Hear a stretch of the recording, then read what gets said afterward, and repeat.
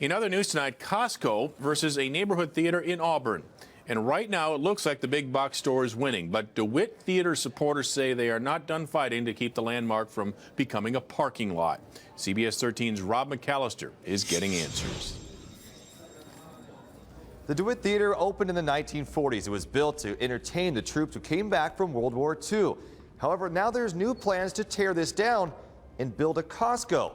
The neighbors are fighting back to preserve this piece of history. We are not a government of the corporations, by the corporations, for the corporations. Neighbors in Auburn are taking a stand to protect the DeWitt Theater. This theater is part of who they are, part of who we are, and it would be such a loss to lose this theater. Wake up! Built in 1943, the old brick building still hosts lessons and shows nearly every day. I've never really belonged anywhere in life, and at Music and More, I belong.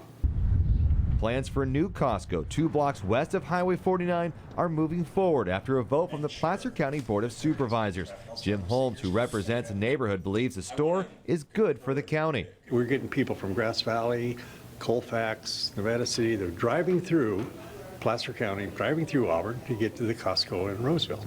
And so I think it's important to have a Costco location here. The terms include Costco paying the county $325,000 each year to lease the land. They will also help open a new senior center in North Auburn. Costco has been very generous with $530,000 for tenant improvements and long-term lease. Now, neighbors say they don't mind the Costco, but believe knocking down the DeWitt Theater for 42 parking spaces is not a good deal for the region. When you're the type of person that loves to act or sing or do things like that, you just have to have an outlet to do it, and this is the only place that has that.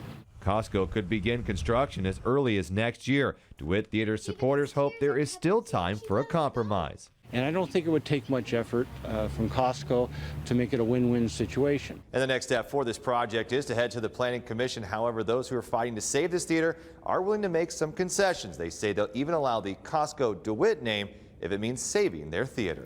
The rest of the property proposed for the Costco is made up of open fields and an old military buildings which were built in the 1930s and 1940s.